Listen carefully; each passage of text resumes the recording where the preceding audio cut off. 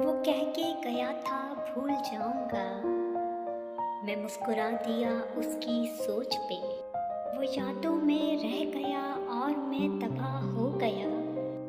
वो खुश है किसी और की बाहों में और मैं आज भी तेरी वफा का मोहताज हूँ। क्या पाया उसने बेवफा बनकर, मैं तो हर दुआ में आज भी उसी का नाम लेता हूँ।